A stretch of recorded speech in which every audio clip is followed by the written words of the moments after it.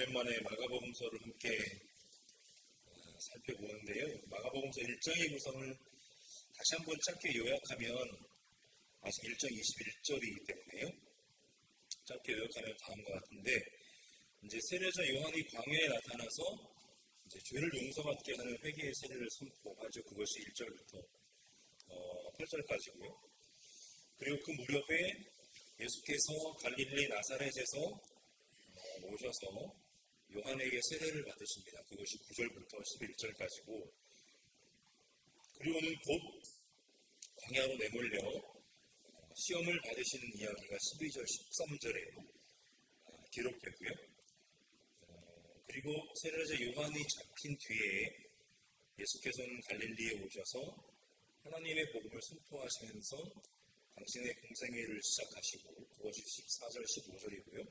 그리고 첫 제자들 4명을 갈릴리 바닷가에서 부르시는 이야기가 16절부터 20절까지에 등장합니다. 그러니까 상당히 많은 일들이 짧은 본문 안에 좀 함축적으로 기록되어 있는 것이 마태복음서다, 마가복음서다라고 하는 것을 우리가 또 한번 살펴볼 수 있는데요.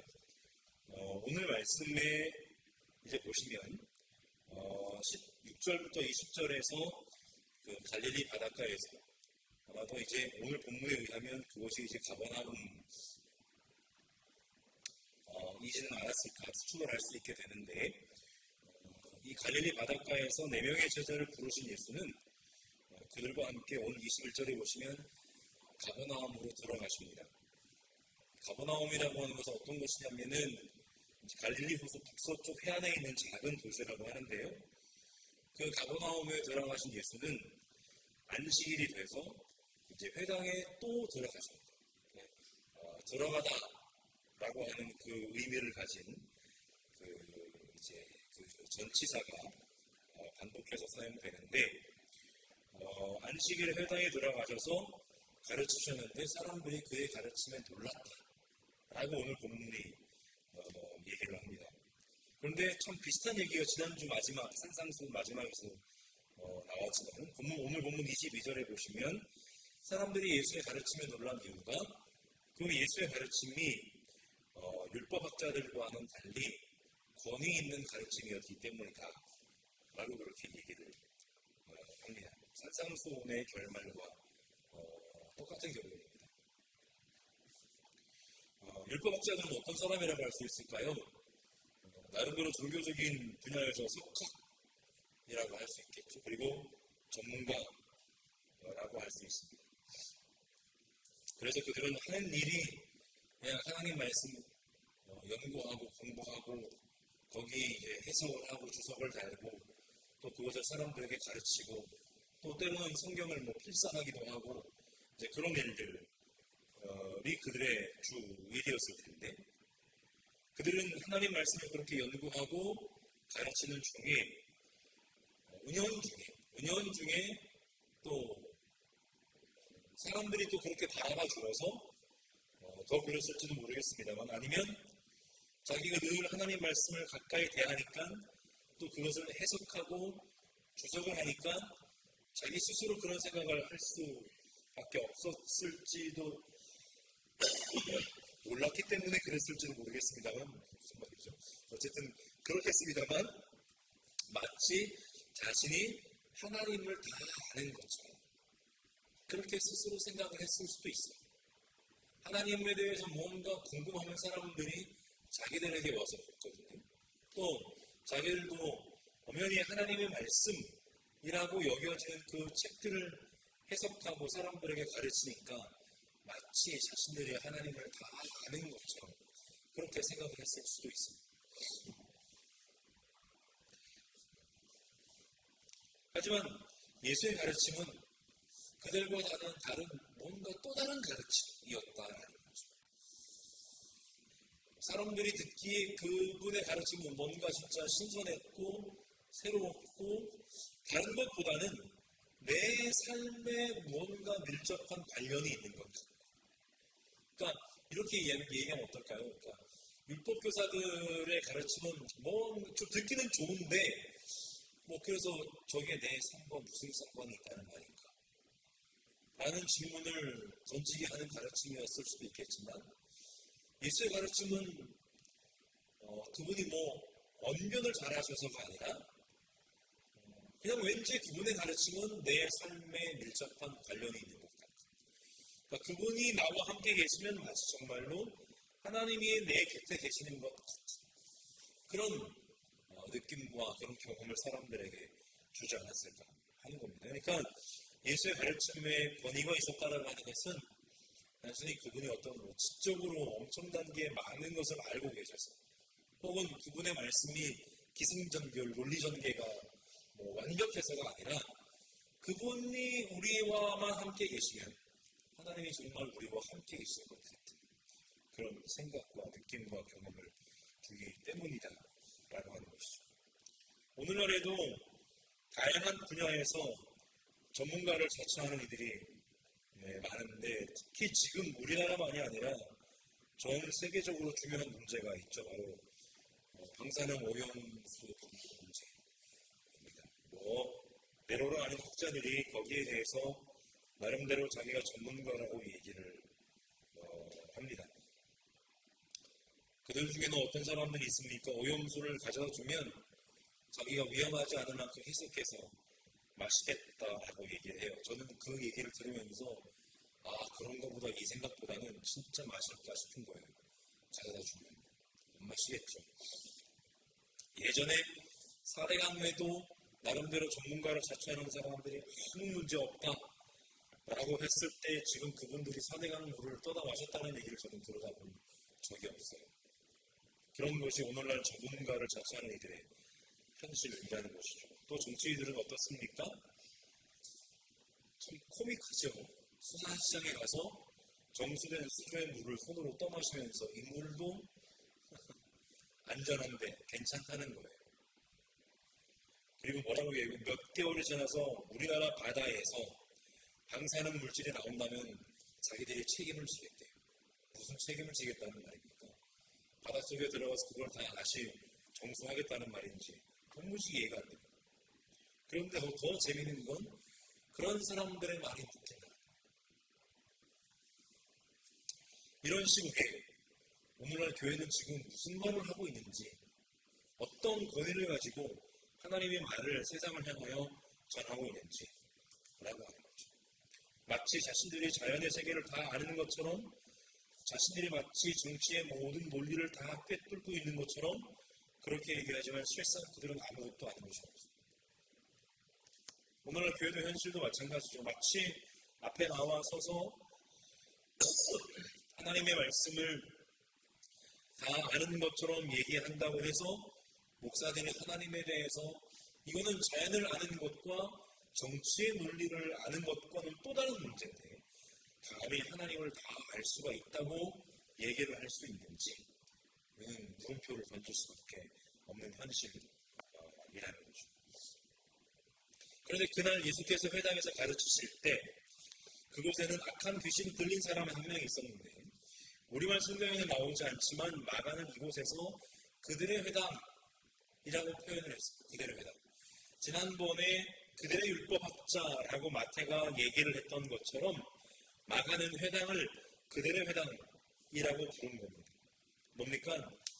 진정한 권위라고는 찾아볼 수 없는 그저 권위적으로만 보이는 말 노릇만 할 뿐인 율법학자들과 하나님을 예배하는 공동체이지만 하나님 말씀의 진정한 능력이 상실된 그들의 겉모양만 남아있을 뿐인 회당에서 악한 귀신 들린 사람은 그 기간이 얼마였을지는 모르겠지만은 지금까지 고침을 받지 못하고 회당의 문만 드나들고 있었다라고 하는 것이죠.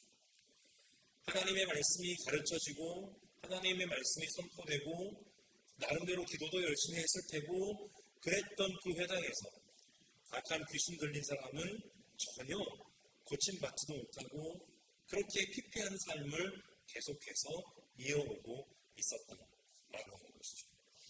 그런 그에게 앞에서 하나님의 말씀을 가르친다고 하는 이와 또 함께 모여서 하나님의 말씀을 배운다고 하는 이들이 그곳에 하나님의 나라가 임재할 것이라고 철석같이 믿는 이들의 그 신앙이 과연 어떤 의미가 있었을까? 아무 의미가 없었다라고 하는 것이죠. 그런 그가 예수를 보고서 이렇게 크게 외칩니다. 나사렛 사람 예수님, 왜 우리를 간섭하려 하십니까? 우리를 없애려고 오셨습니까? 나는 당신이 누구인지 압니다. 하나님께서 보내신 거룩한 분입니다. 이 문장에서요, 우리와 나가 한 사람의 말에서 이렇게 섞여서 등장하잖아요. 왜 우리를 간섭하려고 하십니까? 라고 얘기하다 갑자기 나는 당신이 누구인지 압니다. 라고 이렇게 얘기하는데, 이 표현이 조금은 어색해 보이긴 합니다만 중요한 것은 이것이죠. 그 악한 귀신은 예수께서 가버나움으로 들어오신 것, 그 다음에 그곳에 회당으로 들어오신 것을 불편해했다라는 것입니다. 그리고 예수께서 오신 목적이 자신들을 없애기 위함이라고 생각했고, 결정적으로 귀신은 예수의 그 정체를 알고 있었다라고 하는 것이죠. 하나님의 거룩한 분이시죠. 여러분, 오늘 본문의 제목이기도 하지만 이것이 어떤 사람의 신앙 고백이 아니라 귀신의 자각이었다고 합니다. 귀신의 자각. 하나님의 거룩한 분 예수는요, 귀신을 꾸짖고 그가 사로잡고 있던 그 사람에게서 그 귀신을 쫓아내셨습니다. 그러자 악한 귀신은 그 사람에게 경련을 일으켜 놓고서 큰 소리를 지르며 떠나갑니다. 그러자 사람들에게서 이전과 비슷한 놀람의 탄성이 또 터져나옵니다. 이게 어찌된 일이냐? 권위 있는 새로운 가르침입니다. 그가 악한 귀신들에게 명하시니 그들도 복종하는 거라고 얘기해요.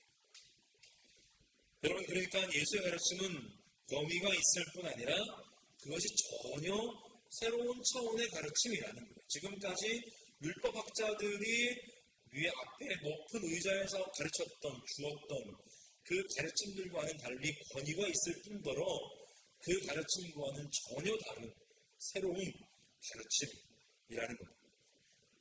그것은 단순히 말로만 하는 가르침이 아니라 사람을 악한 귀신에서 해방하시는 하나님의 능력을 몸소 실행하시는 가르침이라는 겁니다. 그리고 곧바로 예수의 그 소문이 갈릴리 주변의 온 지역에 두루 퍼진다라고 본문은 얘기합니다.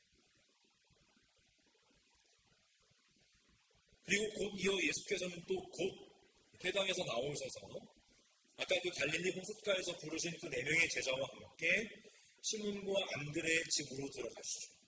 그래서 그 첫 제자를 부르신 곳이 아마 가버나움이었을 것이다 라고 얘기를 하는 것이 그곳에 시몬의 집이 있었기 때문에 라고 이렇게 말씀을 드린 것입니다. 때마침 시몬의 장모가 열병으로 누워있었고 사람들은 그 사정을 예수께 말씀을 드리는데요. 그러자 예수께서 그들에게 다가가셔서 그 손을 잡아서 일으키십니다. 그러자 열병이 떠나고 시몬의 장모는 그들의 시종을 들게 됩니다. 회당에서 귀신을 쫓아내실 때는 크게 외치고 그 귀신을 꾸짖으면서 귀신을 쫓아내신 예수가 이제는 시몬의 장모의 손을 아마 다정하게 잡으셨겠죠. 귀찮게 잡으시지 않으셨겠죠. 그렇게 잡아서 일으키시기만 하셨는데 열병이 떠나갔다 라고 본문이 얘기를 해요. 그렇게 해가지고 날이 저물었는데 아마 또 그 소문을 들은 많은 사람들이 몰려 들어왔겠죠. 모든 병자와 귀신 들린 사람들을 예수께로 데리고 왔고, 그래서 시몬의 장모가 몸이 아픈 사람의 대표였다면 회당에서 귀신 들렸던 사람은 귀신 들린 사람들의 대표라고 볼 수 있습니다. 그러니까 신약성경은 그 두 부류의 사람들, 귀신 들린 사람들과 몸이 아픈 사람들을 대표적으로 이야기함으로써 그들과 함께 하신 예수 그리스도를 통해 그들에게 하나님의 전혀 새로운 권위 있는 가르침이 입으로도 몸으로도 선포되었고 그 속에 하나님 나라가 임했다라고 얘기를 하고 있는 건데요. 그렇게 예수께서는 온갖 병에 걸린 사람들을 고쳐주시고 또 많은 귀신들을 내쫓으셨는데 오늘 본문에서 우리가 중요하게 살펴봐야 할 두 가지 표현이 있습니다. 오늘 마지막 절이기도 한데 34절에서 예수께서는 귀신들이 말하는 것을 허락하지 않으셨다 라고 얘기합니다. 왜냐하면 그들은 그 귀신들은 예수가 누군지 알았기 때문이고, 그래서 25절에서 그 악한 귀신을 쫓아내실 때 예수는 뭐라고 말씀하셨냐면 입 다물고 나와라 라는 거예요.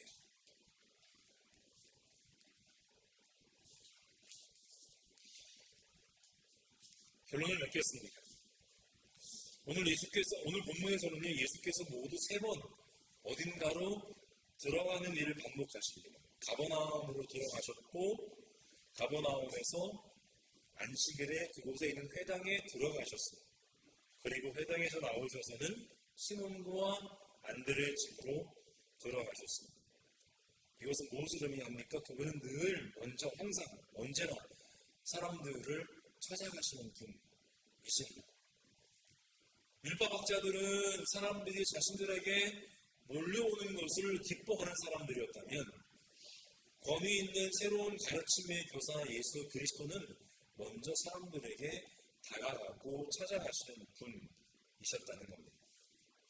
그리고 예수께서 들어가시는 그곳에서 하나님의 일하심이 반복됩니다. 한 사람을 붙들고 있었던 귀신이 입도 뻥긋하지 못하고 쫓겨났고, 시몬의 장모에게서는 열병이 떠나갔습니다.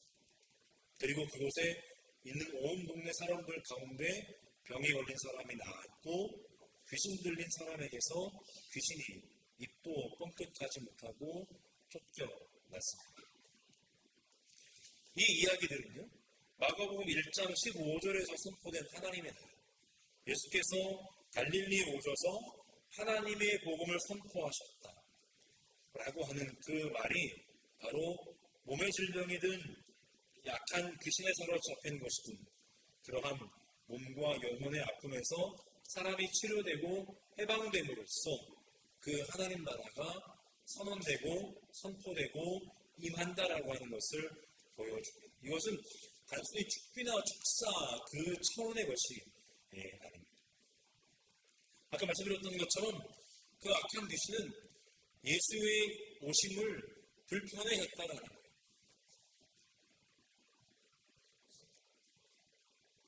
그리고 몸과 영혼의 그 아픔으로 인해서 하나님의 은혜 안에 온전히 머물지 못하던 이들에게서 그 육의 아픔을 덜어냄으로써 그들이 온전히 하나님의 은혜 안에 머물며 자유롭게 살 수 있도록 예수는 일하셨다는 겁니다. 과연 오늘날 한국교회가 그러한 악한 귀신에 사로잡혀 있는 사람들에게 단순히 막 경기 일으키는 그런 의미의 귀신이 아니라요, 악한 영에 사로잡혀 있는 사람들에게 한국교회가 과연 불편한 존재인가, 아니면 그 어느 것보다 친밀하고 가까운 존재인가를 우리가 생각을 해보면 후자인 모습이 더 많다는 것을 안타깝지만 보게 됩니다. 또 본문은 회당에서 악한 귀신에 들려있던 이들에 대해서는 침묵하고 있지만, 열병이 떠나간 시몬의 장모가 집에 있는 이들의 시중을 들었다라고 얘기하는데, 여기서 시중을 들었다라고 하는 것은 스스로 자기의 힘으로 다른 사람들을 섬기고 봉사했다는 겁니다. 열병 때문에 아파서 누워서 앓고 있을 수밖에 없었던 그가 예수 그리스도의 치유함을 통해 단순히 병이 나았을 뿐만 아니라 그의 건강한 몸으로 다른 이들을 시중하고 봉사했다라는 것이죠. 이것은 하나님의 은혜 안에서 자유롭게 살 수 있을 때 가능합니다. 여러분, 오늘날 우리의 속에 침투해 오는 악한 귀신들도 참 많습니다. 단순히 질병 혹은 사람의 개인의 어떤 질병의 차원이 아니라, 또 물론 일반적인 의미로 영적인 존재, 그런 귀신들의 차원도 분명히 있겠습니다만은, 좀 더 높게는 현대인들에게 침투해오는 악한 귀신들은 더 다양하게 현대인들을 아프게 만듭니다. 사람과 관련해서는 타인을 동등한 인격과 가치를 지닌 존재로 여기지 않는 비인간화가 있겠죠. 자연과 관련해서는 아까 서두에 말씀드렸던 것처럼 환경의 소중함을 무시하는, 또 환경보다 돈이 더 먼저인 개발지상주의가 있을 겁니다. 그리고 이런 현상들의 배후에는 무엇보다 돈이 최고인, 돈을 숭배하는 대금주의라고 하는 그런 귀신이 자리하고 있다는 것이죠. 현대인들은 이러한 귀신들의 세력에 사로잡힌 아픈 사람들이라는 거예요. 본문에서 예수께서 하나님의 거룩하신 분이라고 말했던 것도, 예수가 누구인지를 알았던 것도 역설적으로 귀신이었습니다. 그런데 반대로 우리도 하나님의 거룩한 분이 예수라고 얘기를 하고 예수가 누구인지를 알고 있다고 생각은 하지만 정말로 이 땅의 한국 교회가, 그리스도인들이 예수를 잘 알고 있을까? 귀신이 알고 있는 것만큼이나 예수를 잘 알고 있을까? 아니요, 모릅니다. 안다면 그럴 수가 없는 거죠. 그럴 수가 없는 거죠. 예수를 하나님의 거룩한 분으로 고백하는 우리 교회가 참으로 그를 알고 그의 말씀을 듣고 순종하며 따르는 공동체인지 생각해봐야 우리 보금자리 교회가 부족하지만, 또 이런 말도 이제는 좀 안 해야죠. 부족하고 연약한 건 사람들의 가치관일 뿐일 테니까요. 우리 보금자리 교회가 건강한 공동체를 꿈꾸는 우리 보금자리 교회가 그런 공동체가 될 수 있기를 간절히 소망합니다. 아멘.